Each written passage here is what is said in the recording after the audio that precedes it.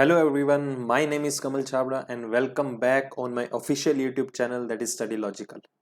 तो here we go guys, हमारा आज का सेशन अगेन कंटिन्यू करते हैं पिछले सेशन के क्वेश्चंस के साथ। जैसे कि हमने आरआरबी एनटीपीसी 2020 का जो एग्जाम है उससे रिलेटेड प्रीवियस ईयर के क्वेश्चन पेपर की एक सीरीज स्टार्ट की है, जिसमें कि हमने पहला पेपर जो है वो कंप्लीट कर लिया था।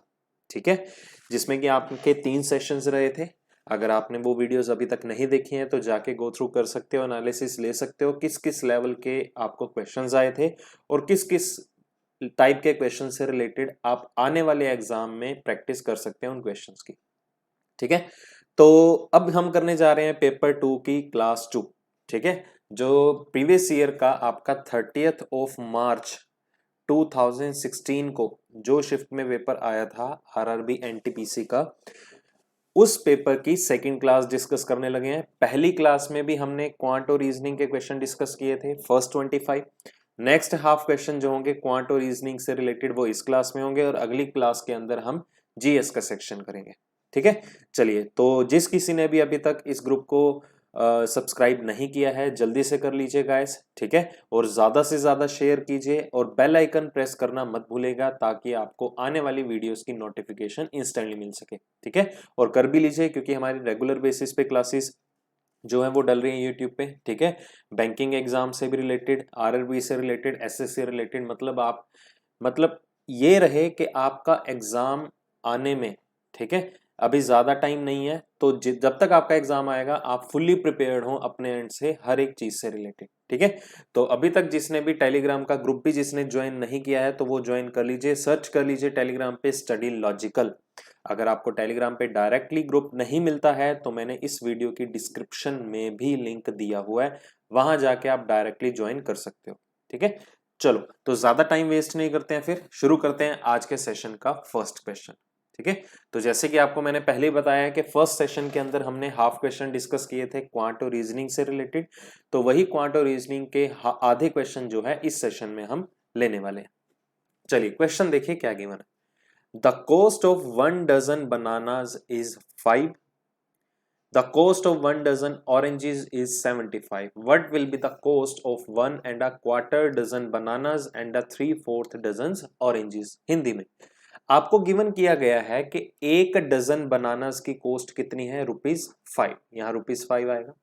और 1 डजन ऑरेंजेस की कॉस्ट कितनी है, ₹75। ठीक है, तो आपको बतानी है कॉस्ट किस किस की, 1 1/4 डजन। 1 1/4 डजन की बात कर रहा है गाइस, तो हमें पता है कि 1 डजन में नंबर ऑफ क्वांटिटीज कितनी होती है, 12। ठीक है, तो 1 1/4 डजन, क्वार्टर कितना होता है, 1/4। 1 डजन का 1/4 मतलब 1 डजन में कितने होते हैं, 12। इसका 1/4 कितना हो गया, मतलब 3। ठीक है, तो मतलब के 1 डजन मतलब 12 क्वांटिटी तो होंगी, साथ के साथ 1/4 3 क्वांटिटीज और ऐड ऑन हो जाएंगी, तो 1 1/4 कितना हुआ, 15। 1 1/4 डजन कितना होगा यहाँ पर आपके पास क्वांटिटी में, 15 and 3/4 dozen oranges. 1 dozen 12 quantity, इसका 3/4 अगर बात करें तो कितनी क्वांटिटीज हो जाएंगी, 9 क्वांटिटीज। ठीक है, तो मतलब कि आपको अगर गिवन था 12 बनानास की कॉस्ट कितनी थी, ₹5। 1 डजन की बात कर रहे हैं मतलब 12 बनानास की बात कर रहे हैं, तो एक बनाना की कॉस्ट कितनी होगी, 5/12। इसी तरह 1 डजन ऑरेंजेस मतलब 12 ऑरेंजेस की कॉस्ट कितनी है, 75, तो एक ऑरेंज की कॉस्ट कितनी होगी, 75/12। तो आपका रिक्वायर्ड आंसर देखो क्या पूछा गया है आपको, 15 बनानास प्लस 9 ऑरेंजेस। हमने देखिए कन्वर्जन किए हैं, 1 1/4 डजन ऑफ बनाना, एक और क्वार्टर डजन ऑफ बनाना कितने हो गए, 15 पीसीज हो गए बनानास के, और 3/4 ऑरेंजेस मतलब 9 ऑरेंजेस हो गए। तो हमें इसकी कॉस्ट बतानी है। ठीक है, तो अगर एक बनाने की कॉस्ट 5/12 है तो 15 बनानास की कॉस्ट कितनी होगी गाइस। ठीक है, यहां से आप फिगर आउट कर सकते हैं, क्लियर, दैट इज 25/4। सिमिलरली अगर एक ऑरेंज की कॉस्ट आपको पता है 75/12 है, तो इसी तरह आपको कितने ऑरेंजेस चाहिए, 9 ऑरेंजेस की कॉस्ट भी निकाल सकते हैं, 75/12 इंटू 9। ठीक है, इसे भी यहां इस तरीके से कैंसल आउट करेंगे तो कितना आएगा, 225/4। ठीक है, अब ये हो गए 15 बनानाज और यहाँ पर हो गए 9 ऑरेंजेस की कॉस्ट, दोनों को ऐड कर दीजिए, दैट इज 25/4 प्लस 225/4। सिंपल सी कैलकुलेशंस हैं गाइस। एलसीएम लेंगे तो कितना आएगा 250/4, और जब आप इसे डिवाइड करने बैठेंगे तो किस टेबल पे जाएगा? अगर हम इसे डिवाइड करने बैठे 6 2 62 पॉइंट समथिंग, ऑप्शंस को थ्रू कीजिए। ठीक है, मैंने पिछले सेशन में बताया था कि डिटेल में आंसर निकालने की रिक्वायरमेंट नहीं है, आपका कंसर्न है ऑप्शन जो है क्रॉस चेक कीजिए, रेफरेंस लीजिए ऑप्शंस का और रिमेनिंग ऑप्शंस को एलिमिनेट कीजिए। ठीक है, डेसिमल में निकालने की जरूरत नहीं है क्योंकि हम कंफर्म्ड हैं कि हमारा आंसर 62 पॉइंट समथिंग तो जरूर आना ही आना है। तो यहां अगर आपके एक से ज्यादा ऑप्शंस होते 62 पॉइंट समथिंग से रिलेटेड तो हम आगे गो थ्रू करते, अदरवाइज हमें यहीं से ही क्लियर हो रहा है कि 62.5 जो है हमारा करेक्ट आंसर है। ठीक है, चलिए नेक्स्ट मूव ऑन करते हैं। क्वेश्चन नंबर 27 क्या दिया हुआ है? If theta is equal to 30 degree, theta की वैल्यू अगर 30 डिग्री की बना आपको तो वैल्यू बतानी है tan स्क्वायर थीटा और cos स्क्वायर थीटा की। तो सबसे पहली बात गाइस, आपको tan 30 डिग्री की वैल्यू पता होनी चाहिए। ठीक है, ये वैल्यूज तो ओरली पता होनी चाहिए गाइस। tan 30 की वैल्यू कितनी होती है आपकी 1/√3, कईयों को लगता है √3 होती है, तो वो √3 जो है tan 60 डिग्री की होती है। ठीक है, tan 60 √3 होता है और tan 30 डिग्री 1/√3 होता है। इसी तरह cos 30 की वैल्यू क्या होती है? इसकी वैल्यू होती है √3/2। ठीक है, तो आपको निकालना था tan स्क्वायर थीटा और cos स्क्वायर थीटा, मतलब tan स्क्वायर 30 डिग्री, अगर मैं इसी का स्क्वायर करूं tan स्क्वायर 30 डिग्री कितना निकल आएगा हमारे पास 1/3। इसी तरह cos स्क्वायर 30 की वैल्यू कितनी आ जाएगी हमारे पास 3/4। तो दोनों को ऐड ऑन कर देते हैं, कितना आएगा हमारा 12 एलसीएम हो गया। इन दोनों वैल्यूज को हम ऐड ऑन करने लगे हैं, 12 हमारा एलसीएम आ गया, 4 प्लस इधर कितना आ गया 9, that is 13/12 is our correct answer, option number D. ठीक है, क्योंकि हमारा रिजल्ट ओवरऑल क्या था, हमें tan स्क्वायर थीटा मतलब 30 degree plus cos square theta मतलब 30 डिग्री की वैल्यू निकालनी थी। इंडिविजुअली वैल्यूज का आपको पता होना चाहिए गाइस, tan 30 tan 45 इसी तरह cos 30 0 डिग्री से लेके 90 डिग्री तक हर एक वैल्यू आपको पता होनी चाहिए। साइन कोस tan की याद रख लो। ठीक है, साइन की याद है तो कोसिकेंट की याद है उसका रिवर्स हो जाएगा, सीकेंट की याद है तो कोस की याद है उसका रिवर्स हो जाएगा, tan की याद है तो कोट की याद है, दोनों का रेसिप्रोकल हो जाएगा। ठीक है, सारी वैल्यूज जो हैं वो इंटरलिंक्ड है आपस से। चलिए फाइंड द फैक्टर, फैक्टर्स निकालने हैं, डिटर्मिनेंट वाला क्वेश्चन हो गया। तो जिसमें आपको इक्वेशन गिवन है x square plus x minus 42 is equal to 0। अब हमें इस नंबर को, ये जो x का कोफिशिएंट है दैट इज 1, हम इस x को इस तरह से दो नंबर्स में स्प्लिट करेंगे कि मल्टीप्लाई होने पे इन दोनों का प्रोडक्ट कितना है 42, और सब्ट्रैक्ट होने पे, सब्ट्रैक्ट कैसे पता चला क्योंकि ये माइनस का साइन है तो मुझे सब्ट्रैक्ट डिफाइन करता है, अगर प्लस का साइन होता तो मैं एडिशन की बात करता। ऐसे दो नंबर्स देखने हैं जो आपस में मल्टीप्लाई होके रिजल्ट कितना दे प्रोडक्ट में, जिनको मल्टीप्लाई करने पे कितना है 42 और सब्ट्रैक्ट करने पे, ठीक है, सब्ट्रैक्ट करने पे कितना है 1 है। ठीक है, +1 है रादर। तो वो कौन कौन से नंबर हो सकते हैं? अगर मैं बात करूं यहां पर फैक्टर्स की तो +7x minus 6x is minus 42 is equal to 0 लिख सकते हैं। ठीक है, तो देख लीजिए मैंने x को कैसे स्प्लिट किया, 7x माइनस 6x, 7 में से 6 गया तो x ही होगा। तो आगे स्प्लिट कर लेते हैं, x प्लस 7, x कॉमन ले लिया, फिर आगे -6 कॉमन ले लेते हैं तो x प्लस 7 भी यहां पर कॉमन आ गया।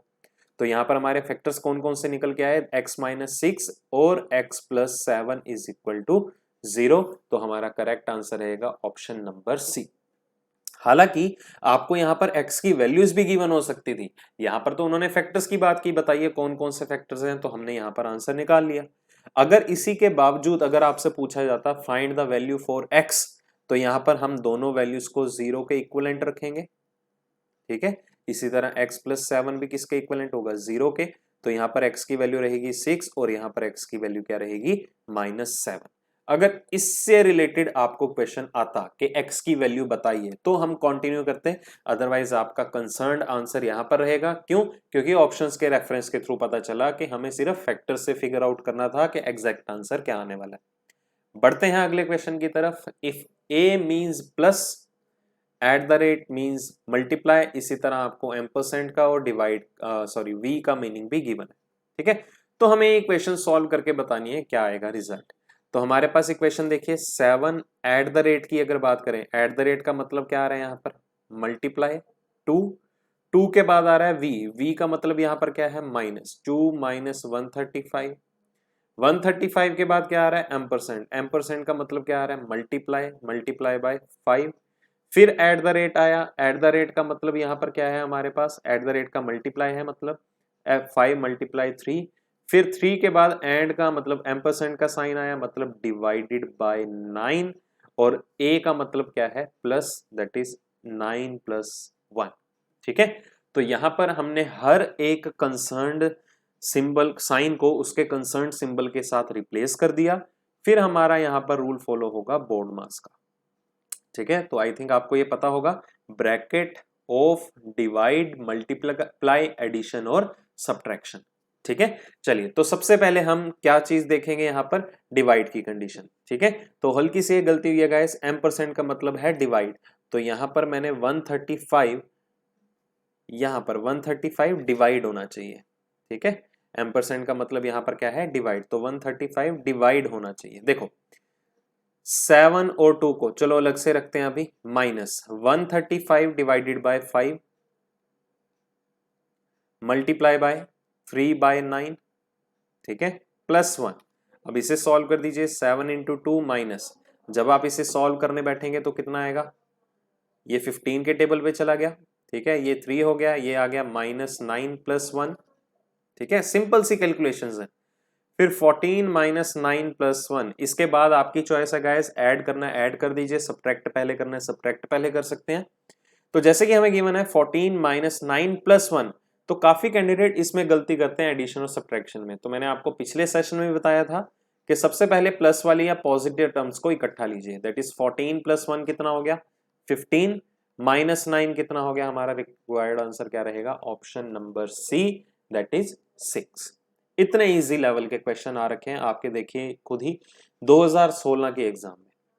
ठीक है, बट मैं बार बार इस चीज को बोल रहा हूं, यहां से आपको सिर्फ माइंडसेट पता चलेगा आपका कि किस तरह से प्रिपेयर करना है आने वाले एग्जाम के लिए, क्योंकि इस बार का जो एग्जाम होगा और क्वेश्चन का लेवल जो होगा वो थोड़ा सा हाई होगा पिछले प्रीवियस ईयर के एग्जाम के कंपैरिजन में।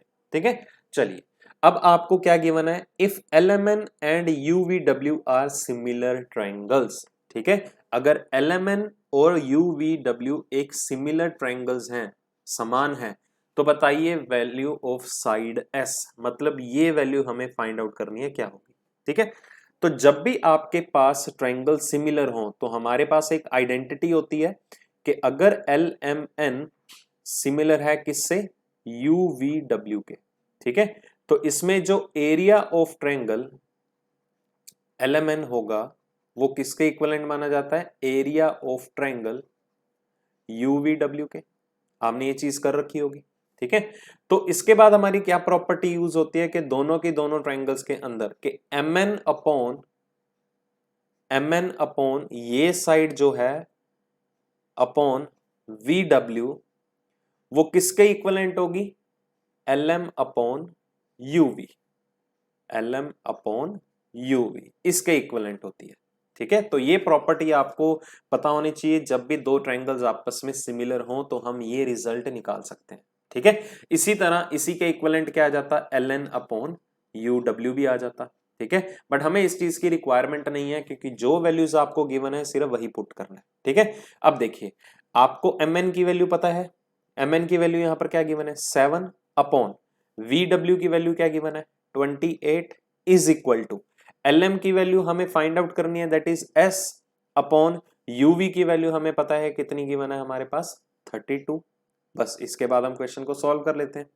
ठीक है, तो जब हम क्वेश्चन को सॉल्व करने बैठेंगे तो क्या आएगा यहाँ पर 7 4 से यहाँ पर कर दीजिए, कितना आ गया, S की वैल्यू कितनी आ गई, जब ये ऊपर चला जाएगा तो S की वैल्यू हमारे पास कितनी आ जाएगी 8। तो required answer is option number C. बहुत इजी लेवल के क्वेश्चन, बस आपको ये प्रॉपर्टीज का पता होना चाहिए ट्रायंगल्स के केस में। ठीक है, तो गाइज एनटीपीसी के एग्जाम में काफी टॉपिक्स ऐसे हैं जिसमें आपको फॉर्मूलेज या रूल्स वगैरह पता है, तो डायरेक्टली फॉर्मूला पुट कीजिए और अपना आंसर निकालिए। ठीक है, फिर से इससे रिलेटेड हम प्रीवियस पेपर में भी, एक और पहले पेपर में भी डिस्कस कर चुके हैं कि प्रिंटर का कोड गिवन है और इंटरप्रेटर का बताना है क्या होगा। तो ये हमारी टाइप है गाइस अल्फाबेट टू सिंबल्स की, ठीक है। जैसे कि हमें प्रिंटर का कोड गिवन है और हम अगर यहां पर फिगर आउट करें तो आर का कोड यहां पर हैश है, ये भी आर का कोड हमें हैश गिवन है, ठीक है। इसी तरह पी का कोड क्या हो जाएगा डॉलर, आई का कोड क्या हो जाएगा @ लाइक दिस, पी का कोड क्या हो जाएगा डॉलर, आई का कोड क्या हो जाएगा @ आर का कोड क्या हो जाएगा hash, same as it is copy paste करना है। एन का कोड क्या हो जाएगा स्टार और टी का कोड क्या हो जाएगा एक्सक्लेमेटरी का साइन, ठीक है। ई का कोड क्या हो जाएगा एंड या एम्परसेंड का साइन और आर का कोड तो हमें पता ही है। तो हमें निकालना था इंटरप्रेटर का कोड। अब सुनिए ध्यान से, काफी लेंथी वर्ड है। अगर हम गो थ्रू करें वो सारे के सारे ऑप्शंस में तो हमारे पास 1 2 3 4 5 6 लेटर्स के जो कोड हैं वो तो सेम है। ध्यान से फिगर आउट कीजिए, 6 लेटर्स के कोड, रादर आपको 4 लेटर्स के कोड सेम है। देखिए यहां पर थोड़ा सा फर्क आ रहा है, ये 5th लेटर में, ठीक है। तो 5th लेटर देखिए कौन सा है, तो आर का कोड क्या है हैश, तो यहाँ पर 5th प्लेस पे जो है हैश आना चाहिए था, ना कि एक्सक्लेमेटरी। तो ये आपका ऑप्शन एलिमिनेट। आपको एग्जाम में पूरे के पूरे वर्ड का कोड बनाना नहीं है, आप सिर्फ ऑप्शंस का रेफरेंस लीजिए और ऑप्शंस को एलिमिनेट करना सीखिए, ठीक है। अब यहां पर आपके पास 6 लेटर तक के कोड जो है वो पहले 3 ऑप्शन में सेम है, ठीक है। हालांकि आपको यहां पर भी देखो गड़बड़ दिखाई दे रही है, ये एक्सक्लेमेटरी एम्परसेंट है, ये एम्परसेंट है और एक्सक्लेमेटरी है, मतलब तीसरा और चौथा सिंबल भी देखना होगा। तीसरा कौन सा है टी, एक्सक्लेमेटरी का साइन आएगा, और चौथा सिंबल कौन सा आएगा ई का कोड क्या आएगा एम्परसेंट आएगा, ठीक है। तो आपका जो बी ऑप्शन है वो भी एलिमिनेट हो रखा है, क्लियर। तो इस तरह से आपको ऑप्शंस का रेफरेंस लेना है और आपके हर एक ऑप्शंस को एलिमिनेट करना शुरू कर दीजिए, ठीक है। अब इन दोनों की बात करते हैं, ध्यान से देखें, हम इन दोनों की बात करते हैं। आखिरी से देखें तो 3 सिंबल्स का कोड सेम है, मैटर कर रहा है ये दोनों का, मैटर कर रहा है ये दोनों का, मतलब 7वें और 8वें का कोड मैटर कर रहा है। आर ई, आर का कोड है हैश, ई का कोड क्या है एम्परसेंट, तो हमारा रिक्वायर्ड आंसर क्या होगा ऑप्शन नंबर सी, क्योंकि ऐश और एम्परसेंट होना चाहिए, बट यहां पर क्या गिवन है देखो एम्परसेंट और हैश, ठीक है। तो दो तरीकों से कर सकते हो, या तो आप ऑप्शंस का रेफरेंस ले लीजिए, अगर ऑप्शंस का रेफरेंस नहीं लेना है तो आपको क्या करना है अपना रिक्वायर्ड आंसर निकालना है और उसे ऑप्शन के साथ मैच कर लेना है, ठीक है गाइस। चलिए तो बढ़ते हैं हम अपने अगले क्वेश्चन की तरफ, जिसमें कि आपको डाटा गिवन है कि what is the length of the diagonal if area of rectangle is 168 centimetre square and breadth is 7 centimetre. तो आपको क्या है रेक्टेंगल का डायगोनल निकालना है, डायगोनल मतलब ये लेंथ निकालनी है दिस वन, ठीक है। जिसमें आपको क्षेत्रफल गिवन है, एरिया गिवन है चतुर्भुज का या रेक्टेंगल का कितना 168 सेंटीमीटर स्क्वायर, और इसमें आपको सिर्फ ये दी हुई है, ठीक है। ब्रेड्थ कितनी गिवन है 7 सेंटीमीटर, लेंथ का भी हमें आइडिया नहीं है ये लेंथ कितनी है, ठीक है। तो सबसे पहले अगर मैं डायगोनल की बात करूं, किसी भी चतुर्भुज के डायगोनल की बात करें तो उसका फॉर्मूला क्या होगा √ऑफ लेंथ का स्क्वायर प्लस ब्रेड्थ का स्क्वायर, यही होगा। बट हमें उसके लिए लेंथ और ब्रेड्थ दोनों पैरामीटर्स का पता होना बहुत जरूरी है। हमें देखिए एरिया गिवन है वो किसके इक्विवेलेंट है 168 सेंटीमीटर स्क्वायर के, ठीक है। तो हमारे पास एरिया का फॉर्मूला क्या होता है length into breadth is equal to 168, जिसमें कि हमें लेंथ का पता नहीं है बट ब्रेड्थ जरूर पता है दैट इज 7 सेंटीमीटर है इज इक्वल टू 168। तो यहां से लेंथ की वैल्यू आ जाएगी, लंबाई आ जाएगी, कितनी आएगी गाइस 24 सेंटीमीटर। आई थिंक आपको ये पॉइंट क्लियर होगा, ठीक है। तो हमारे पास लंबाई है यहां पर उस रेक्टेंगल की या चतुर्भुज की 24 सेंटीमीटर और ब्रेड्थ कितनी गिवन है हमें 7 सेंटीमीटर। तो आपको कुछ नहीं करना, जस्ट इस फॉर्मूले के अंदर इन वैल्यूज को पुट कीजिए 24 का स्क्वायर प्लस 7 का स्क्वायर, ठीक है। तो 24 का स्क्वायर कितना हुआ 576 प्लस 7 का स्क्वायर कितना हुआ 49।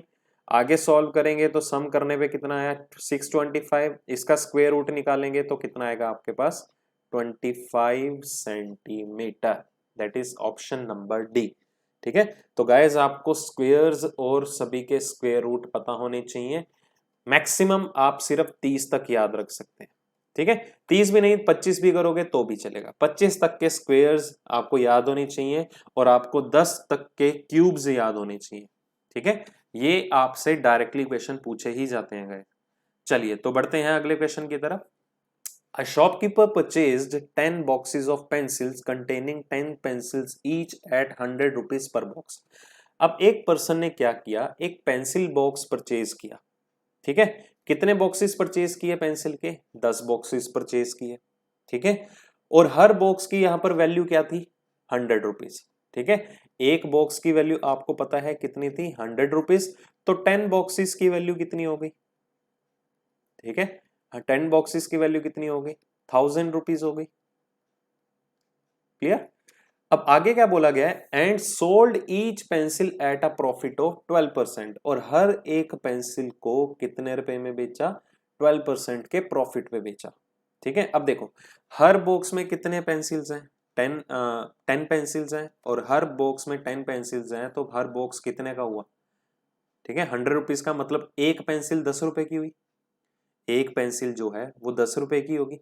ठीक है, तो क्वांटिटी सेम ही होगी। अगर ऐसे नहीं करना, ध्यान से देखिए, अगर आपको एक पेंसिल की कॉस्ट 10 रुपीज गिवन है, तो 10 बॉक्सेस हैं और हर बॉक्स में 10 पेंसिल्स हैं, तो कितनी बॉक्स पेंसिल्स हो गई, 100 पेंसिल्स होगी, 100 पेंसिल्स होगी गाइस। तो 100 पेंसिल की कॉस्ट कितनी हुई, 1000 रुपीज होगी। चाहे इस पॉइंट को गो थ्रू कर लीजिए, चाहे इस पॉइंट को गो थ्रू कर लीजिए, बात एक ही है। आप पेंसिल्स का कंपैरिजन भी कर सकते हैं, आप डायरेक्टली बॉक्सेस भी कंसीडर कर सकते हैं। तो उसने क्या किया, हर एक पेंसिल को कितने प्रॉफिट पे बेचा, 12% के प्रॉफिट पे बेचा। ठीक है, अगर 12% के प्रॉफिट पे बेचा तो बताइए उसका टोटल सेल प्राइस कितना होगा। अब मुझे एक बात बताइए, अब उसने 100 वाली चीज किस किस में बेची, 12% के प्रॉफिट पे, मतलब कितने में बेची होगी, 112 में। ठीक है, 112 में ही बेची होगी। इसी तरह कोई भी चीज अगर 1000 रुपए की है, इसका 12% कितना हुआ, 120 रुपए होगा। 1000 का 12% गाइस कितना होगा, ठीक है, 1000 का 12%, सॉरी फॉर दैट 120 नहीं है, 1000 का यहाँ पर हमें क्या लेना है, 12%। 1000 का 12% कितना होगा, जस्ट अ सेकेंड। हाँ, तो हम बात कर रहे थे 1000 का 12%, तो 1000 का 12% कितना होगा गाइस, 120 रुपीज होगा। ठीक है, मतलब उसने परचेज किए हैं 1000 में, और प्रॉफिट कितना हुआ उसे 12% का, मतलब 120 का तो प्रॉफिट हो गया। तो टोटल उसे अमाउंट कितने का पड़ा, मतलब कितने रुपए में उसने सारी की सारी पेंसिल बॉक्स या पेंसिल बेची हैं, तो उसने 1120 रुपए में बेची है। ठीक है, आप डायरेक्टली भी कर सकते थे, 1000 का 12% 120, तो 1000 तो ऑलरेडी थे, 120 और हो गए, तो आंसर इज 1120। ओरली भी कर सकते थे, बट मेरा कंसर्न है जो अभी स्टार्टिंग में या जिन्होंने प्रिपरेशन नहीं भी की हुई, उनको भी एक एक पॉइंट क्लियर होना चाहिए कि किस लेवल तक के क्वेश्चन आपको पूछे जा सकते हैं। नेक्स्ट, रीजनिंग का क्वेश्चन, स्टेटमेंट एंड कंक्लूजन, और आप कह सकते हैं सिलॉजिज्म। ठीक है, क्या लिखा हुआ है, some football players are cricketers. कुछ फुटबॉल प्लेयर ऐसे हैं जो क्या है, क्रिकेटर्स हैं। All hockey players are football player, और सारे के सारे हॉकी प्लेयर्स जो हैं वो फुटबॉल प्लेयर्स हैं। ठीक है, नहीं तो मैं नीट एंड क्लीन दोबारा से बना देता हूं, पहले दूसरी स्टेटमेंट बना लीजिए, सारे हॉकी प्लेयर्स क्या हैं, फुटबॉल प्लेयर्स हैं, और कुछ फुटबॉल प्लेयर्स जो हैं वो क्रिकेट प्लेयर्स हैं। ठीक है, चलिए पहला, सम हॉकी प्लेयर्स आर क्रिकेटर्स, क्या कुछ पोर्शन हॉकी प्लेयर्स का क्रिकेटर्स है, आपको डेफिनेट पूछा गया। देखो ये सारे हॉकी प्लेयर्स हैं और ये सारे क्रिकेट प्लेयर्स हैं, क्या हॉकी और क्रिकेट में कोई कनेक्शन है, बिल्कुल भी नहीं है। तो मतलब कि आपका पहला कंक्लूजन जो है वो डेफिनेट फॉल्स है, क्योंकि यहां में कुछ भी क्लियर नहीं हो रहा है कि कुछ हॉकी प्लेयर्स जो है वो क्रिकेटर का पार्ट कहां विजिबल हो रहा है। बढ़ते हैं दूसरे कंक्लूजन की तरफ, सम क्रिकेटर्स आर फुटबॉल प्लेयर्स, कुछ क्रिकेटर्स जो हैं फुटबॉल प्लेयर्स। अब ये वाले पोर्शन की बात करें, अगर ये पोर्शन फुटबॉल का क्रिकेटर है, तो यही पोर्शन क्रिकेटर का क्या है, फुटबॉल प्लेयर भी है। तो हमें सम की ही बात की गई है, मतलब आपका दूसरा कंक्लूजन वैलिड हुआ, इसलिए आंसर क्या मार्क करेंगे, ओनली कंक्लूजन सेकंड फॉलोस। ठीक है, बहुत इजी लेवल के क्वेश्चन थे गाइस। चलिए बढ़ते हैं क्वेश्चन नंबर 35 पे। अगेन आपको रीजनिंग में कोडिंग डिकोडिंग की टाइप गिवन है। ठीक है, कोडिंग डिकोडिंग का क्वेश्चन गिवन है, तो ध्यान से देखिए इसमें क्या गिवन है, आपको ग्रेट वर्ड का कोड गिवन है। ग्रेट वर्ड का कोड गिवन है, क्या गिवन है, JOEDQ। ठीक है, तो हमें किसका बताना है, ज़ेब्रा का बताना है क्या होगा। अब ध्यान से सुनिए, जब भी आपके पास इस तरह का कोई भी कोड अवेलेबल हो, कुछ भी नहीं करना, सिर्फ और सिर्फ हर लेटर की आपको पोजीशन वैल्यू मेंशन करनी है, हर लेटर की प्लेस वैल्यू मेंशन करनी है गाइस। ये प्लेस वैल्यूज पे होल्ड बना लीजिए, मैं गारंटी देता हूं आपको, अगर आपके रीजनिंग के लेट सपोज 25 क्वेश्चन है तो आपके 3 से 5 क्वेश्चन में अल्फाबेट की वैल्यूज यूज होंगी। ठीक है, तो साइड पे लिखने से बजाय अगर आपको टिप्स पे होंगी तो क्वेश्चन और आसानी से होगा। कई क्या करते हैं, साइड पे नोट डाउन कर लेंगे ये वैल्यूज को। ठीक है, तो देखने में आपका टाइम वेस्ट नहीं होगा। तो बेटर है एक एक दिन में, हर दिन में जब तक एग्जाम नहीं होता, इन सारी की सारी वैल्यूज को एक एक बार भी पढ़ेंगे तो भी आपकी टिप्स पे हो जाएंगी। ठीक है, अब देखिए कोड है क्या। यहां पर जो मिडल का लेटर है उसे एज इट इज रखा गया। ठीक है, अब 7 का कोड 10 में कन्वर्ट हुआ, मतलब पहले लेटर में 3 बढ़ गए, 3 का इंक्रीमेंट लगा, और अगले लेटर की प्लेस वैल्यू में 3 कम हो गए। ठीक है, फिर से देखो यहां पर 3 बढ़ गए और यहां पर क्या हुआ, 3 कम हो गए। तो सेम पैटर्न हमें ज़ेब्रा में बताना है, तो यहां पर भी हमें बी मिडल का लेटर है कॉमन रखना होगा। ठीक है, आगे देखिए क्या होगा, ध्यान से समझना। अब देखो 26, पहले लेटर में क्या होगा, 3 बढ़ेंगे, तो 26 के बाद फिर से क्या हो जाएगा, 1 2 3 स्टार्ट हो जाएगा आपका ए बी सी, क्योंकि जेड जो है वो आखिरी लेटर होता है अल्फाबेटिकल सीक्वेंस का। तो जब आप इसमें 3 बढ़ाएंगे 1 2 3, तो इससे किस में कन्वर्ट होगा, सी में कन्वर्ट होगा, जब आप इसमें 3 बढ़ा देंगे। फिर हमें अगले लेटर में 3 कम करने हैं, क्योंकि सेम पैटर्न हमें फॉलो करना था। 5 में से 3 गया 2, और दूसरे प्लेस पे कौन सा लेटर होता है, बी लेटर होगा। ठीक है, ऑप्शंस एलिमिनेट कर दिए, ए और बी ऑप्शन हमारा एलिमिनेट हो चुका है। फिर अगले लेटर पे आते हैं आर। 18 में अब क्या होगा, 3 बढ़ेंगे, देखिए सेम पैटर्न, 3 बढ़ेंगे, 18 और 3 कितना हुआ 21, और 21 पे कौन सा लेटर है, यू। करेक्ट आंसर आ गया सी ऑप्शन। आगे निकालने की जरूरत नहीं है। अगर देखना भी चाहते हैं तो ए के 3 लेटर अब पीछे जाएंगे तो क्या लेटर आएगा, एक्स। बस जितना जल्दी हो सके इस कोड का या इस वर्ड का कोड आपको फिगर आउट करना है। ठीक है, वर्ड का कोड पता चल गया, जिसके बारे में पूछा गया उससे इजीली बता ही सकते हैं आप। बढ़ते हैं क्वेश्चन नंबर 36 पे। A man introduce a lady as the daughter. एक मैन ने एक लेडी को इंट्रोड्यूस किया एज अ डॉटर, किसी की daughter as a daughter introduce किया, किसकी डॉटर, इस पर्सन की। तो हमें नहीं पता ये पर्सन है कौन। अब हम क्या है गाइस, इस पर्सन को डिफाइन करने लगे हैं कि माना कि लेडी जो है वो डॉटर तो है किसकी, इस पर्सन की। फिर ये पर्सन कौन है, तो मैन ने कहा कि वो लेडी जो है वो डॉटर है, किसकी daughter, of the father of his uncle. His मतलब मैन अपने बारे में बात कर रहे हैं। ठीक है, तो मैन ने कहा कि जो उसके अंकल हैं, ठीक है, जो उसके अंकल हैं, मतलब इसकी बात हो रही है, मैन के अंकल तो यही हुए। फादर ऑफ हिज अंकल, इसके अंकल के जो फादर हैं, दिस वन, इसकी बात हो रही है। स्प्लिट करके बनाना है, पहले हमने बना दिया हिज अंकल, किसका अंकल, मैन का अंकल, अंकल मतलब उसके फादर या मदर का ब्रदर होगा। फिर फादर ऑफ हिज अंकल बनने के बाद फादर ऑफ हिज अंकल कौन हुआ, इसके अंकल का फादर। ठीक है, तो ऊपर जनरेशन में बना दिया। ठीक है, अब उसने क्या इंट्रोड्यूस किया था लेडी को, एज द डॉटर, किसकी डॉटर एज्यूम किया था, कि उसके अंकल के जो फादर हैं उसकी डॉटर को एज्यूम किया था। ठीक है, अब इसकी डॉटर की बात की जा रही है, इसकी डॉटर की बात की जा रही है। तो आगे देखो क्या लिखा हुआ है, his uncle has only one sibling. Sibling का मतलब क्या होता है, भाई या बहन, कोई भी हो सकता है। कहता उसके अंकल का जो सिर्फ एक ही सिबलिंग है, एक ही ब्रदर सिस्टर है, मतलब कि यही वो है लेडी जिसके बारे में बात की जा रही है। ठीक है, तो ध्यान से समझिए, एक लेडी को मैन ने क्या इंट्रोड्यूस किया, लेडी को क्या इंट्रोड्यूस करते हुए मैन क्या कहता है कि मैन के जो अंकल हैं, मैन का जो अंकल है उसके जो फादर हैं, मतलब ये उसके जो फादर हैं उसकी डॉटर है, कौन, ये लेडी। ठीक है, तो हमें क्या बताना था, the lady is the man's, lady man की क्या लगी, तो लेडी जो है मैन की मदर लगी। ठीक है, जंबल्ड रिलेशन है गाइस, काफी स्टूडेंट्स को प्रॉब्लम आती है, तो जितना हो सके ध्यान से करना है जंबल्ड रिलेशन का केस। ओके, पजल नहीं होना कि जब भी आप फ्रेम बनाने जा रहे हैं तो इसमें क्या क्या चीजें आएंगी। अगला बहुत ही ज्यादा सिंपल, ये तो बच्चों वाला क्वेश्चन था गाइस। तो हमें बोला गया है इसका रिजल्ट किसके इक्वलेंट है। ठीक है, तो हमें पता है कि a माइनस बी का होल स्क्वायर किसके इक्वलेंट होता है, A square plus B square minus 2ab के। ठीक है। अब ध्यान दीजिएगा, काफी कैंडिडेट यहाँ पर भी माइनस लगा लेते हैं, जो कि गलत है, यहाँ पर प्लस आएगा। तो a माइनस बी का होल स्क्वायर जो है, अगर मैं माइनस 2ab को यहाँ पर ले आऊं तो प्लस 2ab बन गया, is equal to A square plus B square. तो ध्यान से देखिए आपका ऑप्शन नंबर बी, क्योंकि ये वैल्यू तो हमने कंक्लूड कर ही ली है, तो ये किसके इक्विवेलेंट है, A square plus B square के। Find the greatest common factor. 280 और 144 में ग्रेटेस्ट कॉमन फैक्टर मतलब हाईएस्ट कॉमन फैक्टर मतलब के एचसीएफ निकालना है, मैक्सिमम गुणक यहाँ पर फैक्टर कौन है यहाँ पर, ठीक है।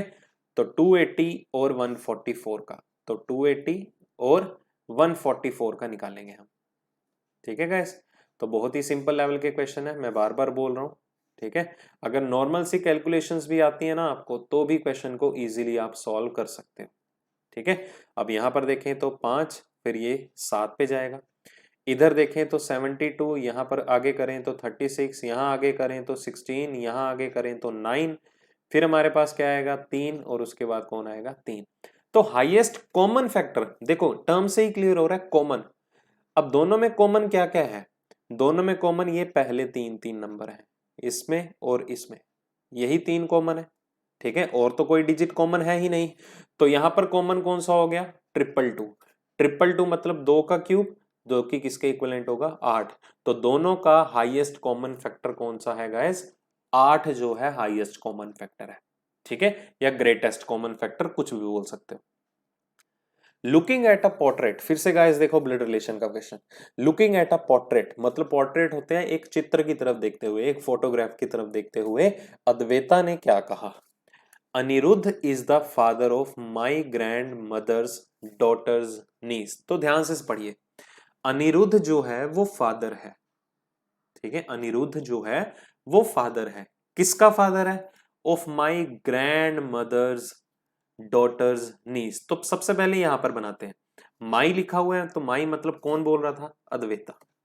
अद्वैता ने कहा, स्टेटमेंट को ध्यान से समझिएगा, अद्वैता ने कहा कि अनिरुद्ध जो है फादर है, अनिरुद्ध किसी का पिता है, किसका पिता है, माई ग्रैंड मदर्स डॉटर्स, मेरे ग्रैंड मदर, इस तरह से बनाई हमने, मेरे ग्रैंड मदर की जो डॉटर है, इसकी बात हो रही है।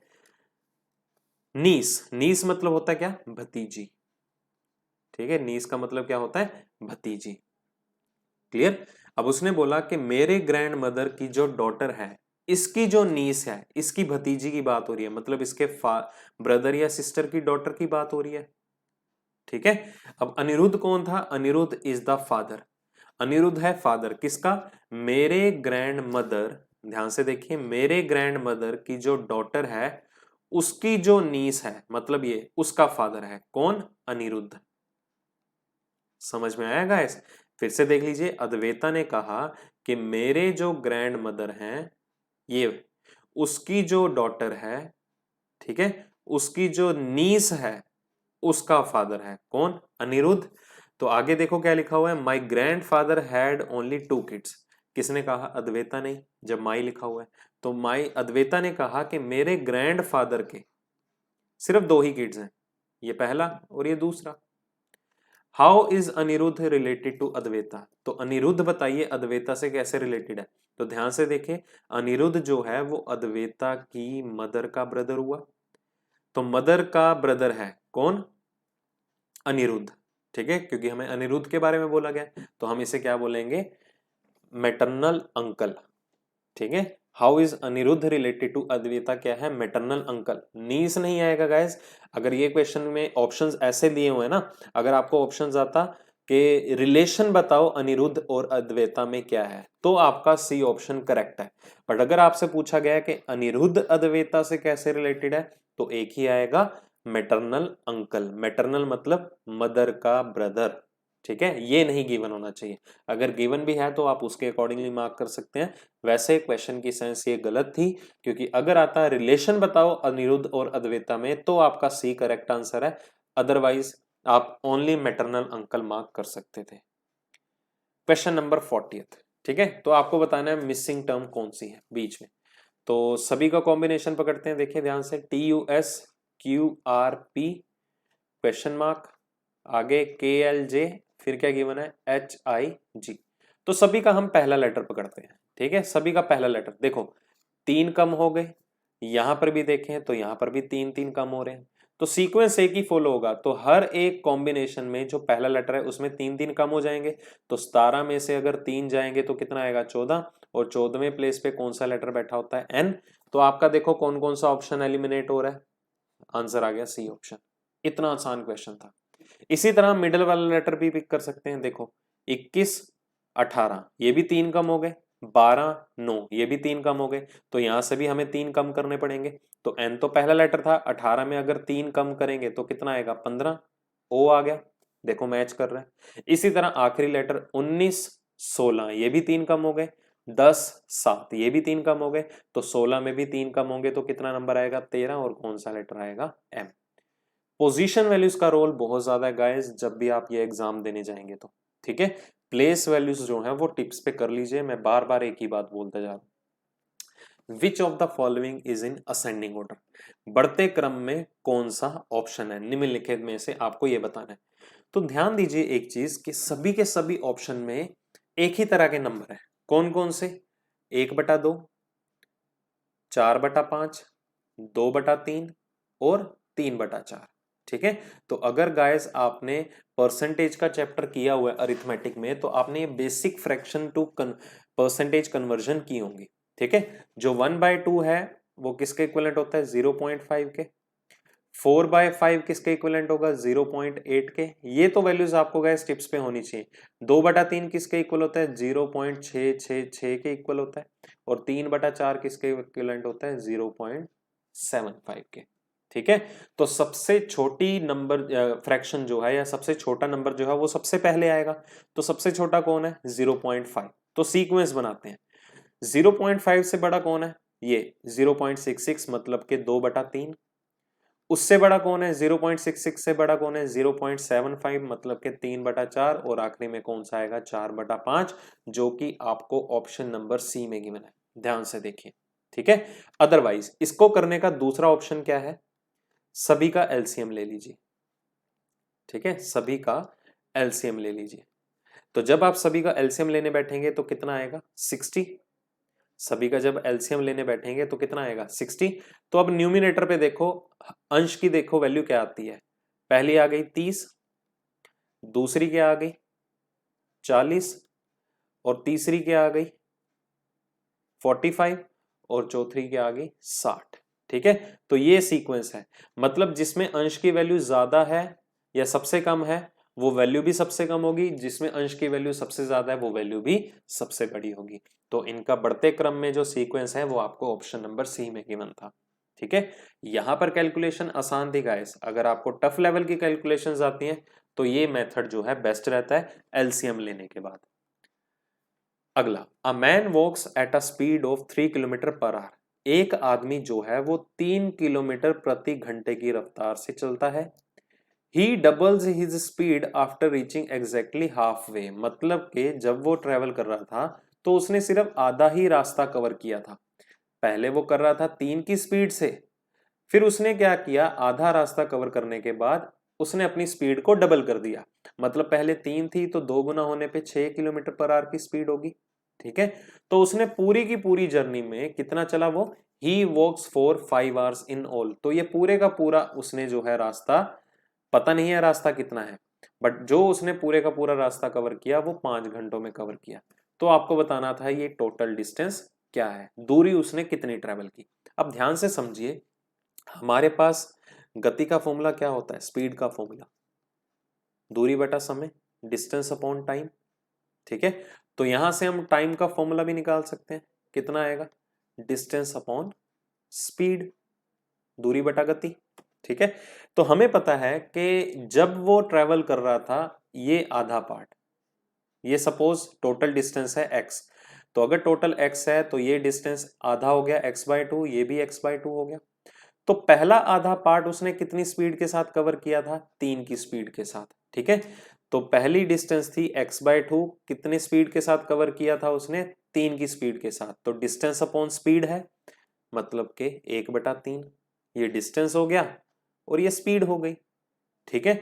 दूसरा डिस्टेंस x/2 कितने पार्ट में कवर किया, कितनी स्पीड के साथ, 6 की स्पीड के साथ। ठीक है, तो ये जो है ओवरऑल डिस्टेंस अपॉन स्पीड, तो कुल समय दोनों को कितना लगा, कुल समय दोनों को लगा कितना, 5 घंटे। मतलब कि हमने टाइम के अकॉर्डिंगली ये पैरामीटर निकाल लिए। ठीक है, यहां पर हमने फॉर्मूला क्या लगाया है, डिस्टेंस अपॉन स्पीड का। होपफुली आपको क्लियर हो चुका होगा अब ये क्या था। आगे देखिए, x/6 प्लस x/12 हो गया, किसके बराबर है, 5 के बराबर है। आगे जब हम इसे सॉल्व करने बैठेंगे, एलसीएम लेंगे तो 12 एलसीएम हो गया, 2x plus x is equal to 5। तो 3x किसके बराबर होगा, 12 को इधर ले जाएंगे तो 60, तो x की वैल्यू क्या रहेगी, 20। तो मतलब कि उसे जो डिस्टेंस था कितना ट्रैवल करना पड़ा, कुल दूरी उसने कितनी ट्रैवल की है, कुल मिला के वो 20 किलोमीटर की दूरी उसने ट्रैवल की है। ठीक है, चलिए अगला 43। अगर Q इज इक्वल टू 10 है and FAX is equal to 50 है, देन जीरोक्स। फिर से देखिए, मैं बार बार बोल रहा हूं, आपको पोजीशन वैल्यूज पता होनी चाहिए। अब अल्फाबेट में एक टर्म होती है हमारी अपोजिट लेटर्स, विपरीत अक्षर। कौन से होते हैं, जैसे कि मैं कहता हूं ए का अपोजिट कौन है, Z, B का कौन है Y, C का कौन है X, ऐसे ही चलते रहेंगे। कैसे पता चला, क्योंकि जो इनकी प्लेस वैल्यू है, इन दोनों का जोड़ या सम कितना होता है, 27। इसी तरह 2 और 25 ये भी 27, मतलब B Y का अपोजिट है। तो मतलब कि हर एक लेटर को उसके अपोजिट वे में काउंट किया हुआ है। वैसे तो Q का प्लेस कितना होता है, 17। ठीक है, बट Q का प्लेस यहां पर क्या लिया हुआ है, 10 लिया हुआ है। ठीक है, मतलब आप ऐसे भी कर सकते हैं, हर एक लेटर का प्लेस हमें बाईं ओर से गिवन है, उसी का प्लेस हमें राइट से गिवन है, आप वैसे भी कर सकते हैं। इसी तरह FAX, F का कोड अगर 6 है, पोजीशन हमारे पास यहाँ क्या होती है, 6, तो आपको इसे 27 के इक्विवेलेंट लेना है। तो 6 में क्या ऐड करेंगे, 21। तो मतलब बाईं ओर से अगर वो छठे प्लेस पे है तो दाईं ओर से 21वें प्लेस पे होगा। इसी तरह A का प्लेस क्या होता है, 1, 1 होता है, तो 1 में 26 ऐड करेंगे तभी 27 बनेगा, मतलब ये 26 दाईं ओर से होगा। इसी तरह x जो है वो 24 होता है इसका प्लेस, तो जब आप 27 बनाएंगे तो 3 ऐड करेंगे, तो मतलब इसका दाईं ओर से 3 प्लेस होगा। तभी इन तीनों का सम देखिए, ध्यान से देखिए कितना बन रहा है, 50। इसी तरह आपको निकालना है जीरोक्स का कोड। ठीक है, जीरोक्स का कोड निकालना है, क्या होगा। ठीक है, जैसे कि 24 है, वैसे x की वैल्यू क्या होती है, 24, बट इसके ऑपोजिट में जो वैल्यू काउंट करेंगे वो क्या आएगी, 3, क्योंकि सम 27 बनना चाहिए, बस इस बात का ध्यान रखिए। ई का प्लेस होता है 5, जब 27 बनाएंगे तो 22 ऐड करेंगे, मतलब ई का प्लेस हो गया 22। आर का प्लेस होता है 18, जब 27 बनाएंगे तो 9 ऐड करेंगे, तो इधर 9 लिख दीजिए। ओ का प्लेस क्या होता है 15, बट जब 27 बनाएंगे तो 12 ऐड करेंगे, तो यहाँ 12 लिख दीजिए, और एक्स का तो पता ही है 3। बस कुछ नहीं करना, सभी को ऐड ऑन कर दीजिए, सभी वैल्यूज का सम ले लीजिए, तो कितना आएगा, 9 और 9, 9 और 3 12, 12 और 12 24, 24 और 22 कितना हो गया, 46, और 3 कितना हो गया, 49। तो सी ऑप्शन जो है आपका करेक्ट आंसर। ठीक है, इतने सिंपल लेवल के क्वेश्चन है, बट गाइस अगर आपको ये सिंपल बनाने भी हैं, सिंपली वे से सॉल्व करने हैं, तो मैं आपको बार बार बोल रहा हूं, ये वैल्यूज याद कर लीजिए। ठीक है, वैल्यूज अगर क्लियर है तो ये चीजें टिप्स पे होंगी। अदरवाइज अगर आपको ये टिप्स पे नहीं है, अल्फाबेट से रिलेटेड टॉपिक करना चाहते हैं, तो मेरे प्रीवियस सेशन में देखिएगा, मैंने फुल लेंथ का जो अल्फाबेट का टॉपिक है वो पूरा डिटेल में एक्सप्लेन किया हुआ है, प्लेलिस्ट में जाके आप क्रॉस चेक कर सकते हैं। ठीक है, चलिए बढ़ते हैं क्वेश्चन नंबर 44 की तरफ। अब यहां पर आपको दो ऑफर्स गिवन है, offer A and offer B. पहले में गिवन है buy one item for 1599 and get one free. जैसे हम कहते हैं ना, एक पे एक ऑफर लगा हुआ है, मतलब एक चीज पे के पैसे दोगे तो दूसरी चीज अपने आप फ्री मिल जाएगी। ठीक है, मतलब के हम इसे एक बार राउंड फिगर में लेते हैं, यहाँ 1599 नहीं है, यहाँ 1600 है। ठीक है, एक आइटम की कॉस्ट जो है वो 1600 है, जब आप इसे पे करते हैं तो आपको दूसरी आइटम फ्री में मिल जाती है, मतलब दो आइटम की कॉस्ट आपको कितनी पड़ी, दो आइटम्स जो हैं वो 1600 रुपए में पड़ी। ठीक है, ध्यान से सुनिएगा। दूसरा ऑफर देखिए, ये पहला ऑफर था, ये पहला ऑफर था। ठीक है, दूसरा ऑफर सुनिए क्या था, दूसरा ऑफर क्या मिला कि बाय वन आइटम फॉर 999, इसे हम 1000 लेके चलेंगे, क्वेश्चन को कॉम्प्लेक्स नहीं बनाना। And get another 50% discount. मतलब अगर आप पहली आइटम परचेज करते हैं, ठीक है, कितने में, 1000 में, तो जब आप दूसरी आइटम परचेज करने बैठेंगे उस पे आपको 50% का डिस्काउंट मिलेगा। मतलब पहली आइटम भी 1000 की थी और दूसरी आइटम भी 1000 की थी। अगर आपने पहली आइटम 1000 की ले ली, जो दूसरी आइटम जो लेने बैठेंगे उस पे आपको 50% का ऑफर होगा, डिस्काउंट हो जाएगा। मतलब 1000 वाली चीज आपको कितने में मिल जाएगी, 500 में। तो जब आपने ये दोनों आइटम्स परचेज की, जब आपने दोनों आइटम्स परचेज की, पहली तो 1000 में थी और दूसरी मुझे 500 रुपए में मिल गई, तो टोटल मैंने दोनों आइटम्स के लिए कितने खर्चे, 1500 खर्चे। यहां पर मैंने दोनों आइटम्स के लिए कितने खर्चे थे, 1600, जब एक पे एक फ्री था। ऑफर बी में मैंने यहाँ पर दो आइटम्स के लिए कितने खर्चे, 1500, क्योंकि एक 1000 की थी तो दूसरे पे मुझे 500 का डिस्काउंट मिला। तो मतलब कि जो दूसरा ऑफर है वो ज्यादा बेटर ना हुआ, देखो मुझे 100 रुपए का प्रॉफिट हुआ। ठीक है, तो मतलब आपका आंसर क्या रहेगा, ऑप्शन नंबर बी, कि ए जो है वो ऑफर, ए ऑफर जो है वो ज्यादा महंगी है और बी ऑफर जो है वो सस्ती है। ठीक है, तो आपका करेक्ट आंसर रहेगा ऑप्शन नंबर बी। अगला फिर से आपको स्टेटमेंट एंड कंक्लूजन रीजनिंग में सिलोजिज्म का क्वेश्चन। ये आपको क्वेश्चन तो पक्का रहेंगे ही रहेंगे गाइस, एक या दो पक्का रहेंगे। Some electricians are plumbers, some electricians are plumbers and all plumbers are mechanics. ठीक है, आगे देखिए, सम मैकेनिक्स आर इलेक्ट्रिशियन और प्लम्बर्स। बोला गया है कि कुछ मैकेनिक्स जो हैं या तो वो इलेक्ट्रिशियन है या तो वो प्लम्बर है। मतलब देखिए ध्यान से, अब अगर मैं इसकी बात करूं, ये सभी का सब पार्ट है। देखिए इसमें मैकेनिक्स का भी सारा पोर्शन आ रहा है, प्लम्बर का भी पोर्शन आ रहा है और इलेक्ट्रिशियंस का भी पोर्शन आ रहा है। मतलब कुछ मैकेनिक्स जो हैं प्लम्बर भी हैं और इलेक्ट्रिशियन भी हैं। मतलब ये बात तो सही बोली जा रही है। ठीक है, अब आगे लिखा हुआ है no electrician is a mechanic. क्या तो कोई भी इलेक्ट्रिशियन मैकेनिक नहीं है, बट ये देखिए क्या है दिख रहा है आपको कि कुछ इलेक्ट्रिशियन तो मैकेनिक का पार्ट बन के बैठे हैं। बट कंक्लूजन पूछा गया है, निष्कर्ष पूछा गया है कि कोई भी इलेक्ट्रिशियन जो है वो मैकेनिक है ही नहीं। तो उसके लिए तो आपको विजिबल होना चाहिए था ना। बट यहाँ तो आपको ई और एम में या इलेक्ट्रिशियन और मैकेनिक्स में क्या है, पॉजिटिव रिलेशन गिवन है। इस वजह से आपका जो दूसरा कंक्लूजन है, निष्कर्ष है, वो गलत है। आंसर क्या रहेगा, सिर्फ पहला निष्कर्ष ही फॉलो करेगा। ठीक है, चलिए बढ़ते हैं अगले क्वेश्चन की तरफ। If the sum of the digits is 9 and the difference between the digit in the tens place and the units place is 1, then the two digit number is। वो कहता है कि दो डिजिट का एक नंबर है। ठीक है, पहला डिजिट ये है वंस प्लेस पे और टेंस प्लेस पे ये है एक्स और वाई। तो दोनों के दोनों डिजिट्स का जो सम है वो किसके बराबर है, 9 के। और जो दोनों के दोनों टेंस प्लेस और वंस प्लेस में जो डिफरेंस है डिजिट्स का, ठीक है, टेंस प्लेस और वंस प्लेस में जो डिफरेंस है डिजिट्स का वो किसके बराबर है, 1 के बराबर है। ठीक है, अब मुझे एक बात बताओ, कोई ऐसे दो नंबर्स जिनमें एक का डिफरेंस हो, अंतर उनमें एक का हो, तो वो तो एक दूसरे के लगातार नंबर्स होंगे, कंसेक्यूटिव होंगे। जैसे मैं कहता हूं 56, तभी दोनों में एक का गैप आएगा। 67, तभी दोनों में एक का गैप आएगा। ठीक है, 34, तभी दोनों में एक का गैप आएगा।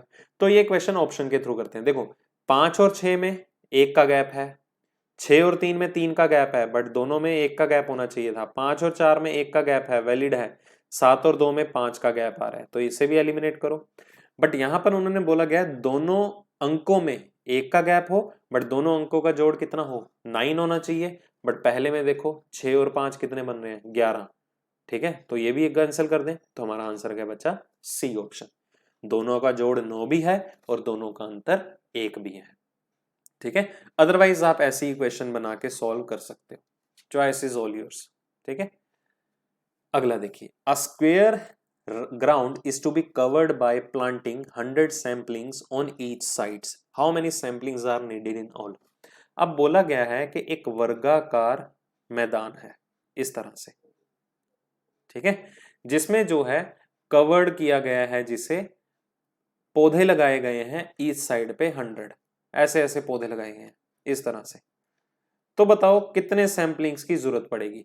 अब कई क्या कहेंगे कि एक साइड पे 100 पौधे लगाने हैं, तो 4 साइड्स होती हैं तो 400 पौधे लग जाएंगे, जो कि आंसर गलत होगा। अब मुझे एक बात बताइए, अगर हर साइड पे 100 पौधे लगे हैं, तो ये जब आप इसे काउंट करेंगे सपोज ये है 100, ठीक है। इस तरह से मैं फिर से बना देता हूं, इस तरह से 100 है, ये सारे 100 पौधे हैं, इस तरह से भी 100 पौधे हैं, ठीक है। ये भी 100 हो गए, ये लाइन में 100 हो गए, ये लाइन में 100 हो गए, फिर यहां पर भी आप काउंट करेंगे, ये भी 100 हो गए और ये भी 100 हो गए, ठीक है। इसी तरह से बोला 400।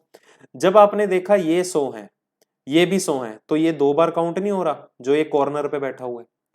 अगर इस 100 और इस 100 को काउंट करेंगे, फिर से ये 2 बार काउंट हो रहा है, ठीक है। मतलब माना कि 400 पौधों की जरूरत पड़ती, बट जो ये कॉर्नर पे बैठे पौधे होंगे ना, ये हमारे रिपीट हो जाएंगे, ठीक है। तो इन चारों को हमें इस काउंटिंग से बाहर निकालना पड़ेगा। तो हमें कितने पौधों की जरूरत पड़ेगी? 396 पौधों की जरूरत पड़ेगी। तो ये जो क्लैश होता है, आपका पॉइंट रिपीट होता है, इसे माइनस जरूर करिएगा, ठीक है।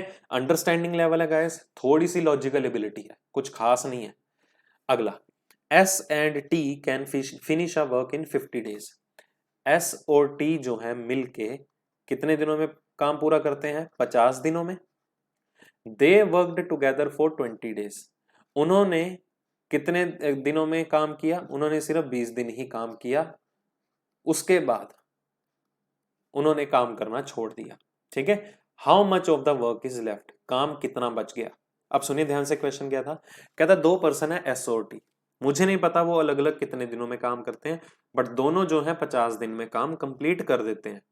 बट हुआ क्या, उन्होंने सिर्फ 20 दिन का काम किया और काम छोड़ के भाग गए। तो बताओ कितना काम उन्होंने पेंडिंग छोड़ के रखे। अब ध्यान दीजिए, अगर S और T 50 दिन में पूरा काम करते थे, तो उनका पर डे वर्क कितना हुआ? S और T का एक दिन का काम कितना हुआ? 1/50। अगर 50 दिन में पूरा काम करते थे, तो मतलब एक दिन में 1/50वां हिस्सा करते थे, ठीक है। बट उन्होंने काम कितना किया? 20 दिन का। उन्होंने 20 दिन काम किया, तो मतलब कि उन्होंने कितना काम कर लिया? 2/5वां हिस्सा काम कर लिया था, ठीक है। तो सपोज काम था 1 यूनिट, तो अभी तक उन्होंने कितना काम किया 20 दिन में? 2/5वां हिस्सा। तो पेंडिंग कितना रह जाएगा? 1 माइनस 2/5। तो एलसीएम ले लेंगे तो कितना आएगा? 5 माइनस 2/5 कितना आ गया? तो 3/5वां हिस्सा जो काम है वो बाकी का बचा हुआ था, छोड़ गए थे। तो क्वेश्चन ध्यान से देखना, ये क्वेश्चन आ सकता है कि उन्होंने 20 दिन में कितना काम किया। अगर 20 दिनों का काम पूछा गया है तो 2/5 आ जाता, बट 20 दिनों के बाद कितना काम पेंडिंग रह चुका है, तो उसका आंसर क्या रहेगा? 3/5, ठीक है। तो क्वेश्चन ध्यान से पढ़ना है आपको कि किस चीज के बारे में पूछा गया। अगला क्वेश्चन देखते हैं। You want to buy 3 article worth 500 each. कहता कि आप जो है 3 आर्टिकल परचेज करने गए, ठीक है, और हर आर्टिकल का प्राइस कितना था? 500 रुपए। क्लियर? हाउ एवर, हालांकि, as per the discount sale going on into the shop, हालांकि एक सेल लगी हुई थी, एक डिस्काउंट सेल लगी हुई थी उस शॉप पे जिसपे आप आर्टिकल परचेज करने गए। You paid for 2 and get 1 free. कहता आप जिस शॉप पे ये सेल लगी हुई थी, डिस्काउंट सेल चल रही थी, जहां पर आप आर्टिकल परचेज करने गए, वहां पर आपकी यहाँ पर सेल क्या लगी हुई थी कि अगर आप 2 के पैसे देंगे तो आपको 1 फ्री मिल जाएगा, मतलब तीसरा आर्टिकल जो है वो फ्री ऑफ कॉस्ट मिलेगा। What is the discount percentage on the deal? तो आपको बताना था कि कितना परसेंट का डिस्काउंट लगा हुआ था। अब ध्यान से समझिए, अगर 3 आर्टिकल पे डिस्काउंट ना होता, हर आर्टिकल कितने रुपए का था? एक आर्टिकल कितने रुपए का था? 500 का था। तो 3 आर्टिकल का प्राइस कितना होता? 3 आर्टिकल का प्राइस कितना होता? 1500 का। बट जो ऑफर लगा हुआ है उसमें आपने कितनों के परचेज किए? 2 के परचेज किए और एक आपको फ्री मिल गया, मतलब आपने 2 के परचेज किए, मतलब आपको सिर्फ 1000 रुपए पे करने पड़े। ये तो आपको फ्री मिला ना, मिले आपको 3 ही आर्टिकल, बट आपने पे किसके लिए किए? सिर्फ 2 ही आर्टिकल के पैसे दिए, 1000 पे दिए हैं, और उसके बदले में आपको तीसरा आर्टिकल फ्री में मिल गया। मतलब आपको प्रॉफिट कितने का हुआ देखा जाए? 500 का प्रॉफिट हुआ, ठीक है। कितने के ऊपर हुआ? 1500 रुपए के ऊपर हुआ। हालांकि चीज तो वैसे 1500 की थी ना, बट आपको 500 का प्रॉफिट हो गया, ठीक है। तो कितना डिस्काउंट हुआ? 500 का डिस्काउंट हुआ, किसके ऊपर हुआ? 1500 रुपए के ऊपर हुआ। बस निकाल लीजिए यहाँ पर कितना परसेंट का डिस्काउंट लगा उसे, ठीक है। तो 100/3 मतलब के 33.33%। ऑप्शन नंबर डी आपका करेक्ट आंसर। ठीक है, इतने सिंपल लेवल के, बस थोड़ा सा अंडरस्टैंडिंग लेवल लगाना है आपको, अंडरस्टैंडिंग माइंड लगाना है, ताकि आप कहीं गलती ना कर दें क्वेश्चन पढ़ने में और उसका आंसर निकालने में। चलिए जी, अगला एक पॉलीगन है जिसकी 9 भुजाएं हैं, 9 साइड्स हैं, उनका इंटीरियर, ठीक है, आंतरीय कोण निकालना है, क्या होगा। अब देखो, किसी भी पॉलीगन का, चाहे वो पॉलीगन कोई भी क्यों ना हो, हेप्टागन है, ऑक्टागन है, हेक्सागन है, 6 साइड वाला है, 5 साइड वाला है, 9 साइड वाला है, 10 साइड वाला है, किसी भी पॉलीगन का अगर आपको इंटीरियर एंगल निकालना है तो उसके लिए डायरेक्टली फॉर्मूला होता है n-2 into 180 degree upon n, जहां पर n क्या होती है, नंबर ऑफ साइड्स। ठीक है, ये डायरेक्टली फॉर्मूला है किसी भी क्वेश्चन में आपको अगर किसी भी पॉलीगन का इंटीरियर एंगल निकालना है। ठीक है, तो n की वैल्यू यहां पर क्या है, 9 - 2 गुणा 180/9, इससे आंसर कितना आ गया, 7 इंटू 20, तो फाइनल आंसर कितना आया हमारा, 140 डिग्री, ऑप्शन ए। इतना सिंपल, सारे का सारा फॉर्मूला बेस्ड है गाइस। तो आपने देखा ही होगा, अगर हमने मैथ के 10 क्वेश्चन सॉल्व किए हैं तो उसमें से 6 क्वेश्चन जो हैं वो आपके फॉर्मूला बेस्ड थे, सारे के सारे। चलिए जल्दी से खत्म करते हैं कि हाउ मेनी 6 आर देयर, कितने यहां पर 6 हैं, are there in the following sequence that are immediately preceded by 3 but not immediately followed by 0।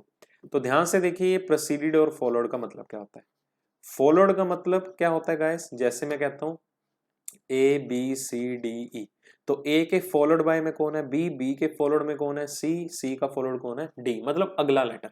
अगर प्रेसिडेड की बात की जाती, प्रेसिडेड की बात की जाती तो हम पिछला, पहले वाला लेटर, ठीक है, मतलब 5 का पिछला नंबर कौन है, 4, 4 का प्रेसिडेड कौन है, 3, 3 का प्रेसिडेड कौन है, 2, 5 का फॉलोड कौन है, 6, 6 का फॉलोड 7, इस तरह से। तो ये टर्म्स क्लियर होना जरूरी है। तो यहां पर आपको ऐसे 6 निकालने थे जिसके इमीडिएट प्रेसिडेड मतलब पहले, जिससे इमीडिएट तुरंत पहले क्या आता हो, एक 3 आता हो, but not immediately followed by 0, but उस 6 के तुरंत बाद में क्या ना आता हो, 0 ना आता हो। फिर से देखिए, ऐसे 6 फाइंड आउट करने हैं, ज्ञात करने हैं जिससे पहले 3 तो आता हो पर उस 6 के बाद क्या ना आता हो, 0 ना आता हो। मतलब कि आपको 36 तो एक साथ चाहिए चाहिए। ठीक है, देखो पहले ये 6 की बात करते हैं, देखो 6 से पहले 3 है और 6 के बाद 0 नहीं है, मतलब पहला 6 ही हो गया। ठीक है, इसे नहीं काउंट करेंगे क्योंकि 6 के पहले हमें 3 चाहिए था। इसे काउंट कर लेंगे, देखो दूसरा 6 आ गया, 6 से पहले 3 है और 6 के बाद 9 आ गया। इसे भी काउंट कर लेंगे, देखो 6 के पहले 3 है और 6 के बाद 6 आ रहा है।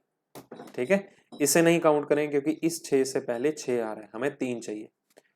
ये भी नहीं काउंट करेंगे क्योंकि 6 के पहले 3 तो है बट 6 के बाद 0 नहीं चाहिए था। ये भी नहीं काउंट करेंगे क्योंकि 6 के पहले क्या है, 0 आ रहा है। ये भी नहीं काउंट करेंगे क्योंकि 6 के पहले 3 तो आ रहा है बट 6 के बाद 0 नहीं होना चाहिए, बट यहाँ तो अवेलेबल है। देखो कितने हो गए, 1 2 3 6 यहाँ पर ऐसे हैं जिससे पहले 3 तो आ रहा है बट उसके बाद में 0 नहीं आ रहा। अगला, car B is running twice as fast as car A. Car B जो है वो दुगनी स्पीड से जा रही है, ट्वाइस, किसकी दुगनी स्पीड से, जो कार ए की स्पीड थी। ठीक है, if car A covers a distance of 90 kilometre in 3/2 hours, अगर कोई भी कार जो है, कार ए जो है वो 90 किलोमीटर ट्रेवल करती है 3/2 घंटे में। ठीक है, what is the speed of the car B. तो ध्यान से देखिए, अगर मैं कहता हूं let speed of car A, अगर हम कार ए की स्पीड माने तो वो कितनी है, let us suppose x kilometre per our. ठीक है, तो स्पीड ऑफ कार बी क्या होगी, 2x होगी, सिंपल लैंग्वेज में अगर बात करें। ठीक है, नॉर्मल वे से क्वेश्चन करवाऊंगा ताकि एग्जाम में ऐसा ना हो कि हम शॉर्टकट लगाने बैठे और शॉर्टकट इंप्लीमेंट ना हो, जिसमें आपकी स्पीड है वो मेथड फॉलो हो जाए। ट्रेडिशनल मेथड आना बहुत ज्यादा जरूरी है। अगर कार ए की स्पीड x है तो कार बी की स्पीड क्या हो गई, 2x किलोमीटर पर आवर, क्योंकि कार बी जो है वो दुगनी रफ्तार से भाग रही है कार ए के कंपैरिजन में। अब वो कहता है अगर कार ए ने 90 किलोमीटर 3/2 घंटे में ट्रेवल किया, कार ए की बात कर रहे हैं। ठीक है, तो speed is equal to distance upon time, formula होता है हमारे पास। तो कार ए के बारे में बात कर रहे हैं, कितना ट्रेवल किया उसने, 90 किलोमीटर, कितने में, 3/2 घंटों में। मतलब कि कितनी स्पीड के साथ ट्रेवल किया वो देख लेते हैं। 90 गुना 2/3, जब आप इसे सॉल्व करने बैठेंगे तो कितनी स्पीड के साथ ट्रेवल किया उसने, 60 किलोमीटर पर आवर। क्लियर। तो अगर कार ए जो है वह 60 की स्पीड से जा रही थी, तो हमें क्या निकालना है, what is the speed of car B. तो कार बी की स्पीड तो कार ए की स्पीड का डबल है। तो अगर कार ए की स्पीड 60 है तो कार बी की स्पीड क्या होगी, 120 किलोमीटर पर आवर। ये आपका फाइनल आंसर हो गया, मतलब कि आपका आंसर रहेगा ऑप्शन नंबर डी। ठीक है। तो ये सब क्वेश्चन थे जो आपको प्रीवियस ईयर 30 मार्च 2016 वाली शिफ्ट में जो पूछे गए थे। ठीक है, सारे के सारे क्वांट्स एंड रीजनिंग। ठीक है, आधे क्वेश्चन हमने पिछली क्लास में डिस्कस किए हैं पार्ट 1 में, और आधे हमने डिस्कस किए हैं इस क्लास में पार्ट 2 में। ठीक है, और अगले पार्ट के अंदर पेपर 2 का जो अगला पार्ट रहेगा पार्ट 3, इसमें सारे का सारा जनरल अवेयरनेस का सेक्शन रहेगा। ठीक है, जितने भी आपके स्टैटिक क्वेश्चन पूछे गए थे। ठीक है, तो आज तक के लिए इतना ही था गाइस, तो बने रहिएगा नेक्स्ट क्लासेस के लिए भी। तब तक के लिए थैंक यू सो मच। ठीक है, और अगर आपने अभी तक सब्सक्राइब नहीं किया चैनल तो सब्सक्राइब कर लीजिए, और जितना हो सके बाकियों के साथ भी शेयर कीजिए, और बेल आइकन जरूर प्रेस कर लीजिएगा, क्योंकि वीडियोस जो हैं डेली अपडेट हो रही हैं गाइस, तो उसकी इन्फॉर्मेशन भी आपको जल्दी मिल सके। चलिए, तो मिलते हैं गाइस अगले सेशन में। Thank you so much, take care, bye bye.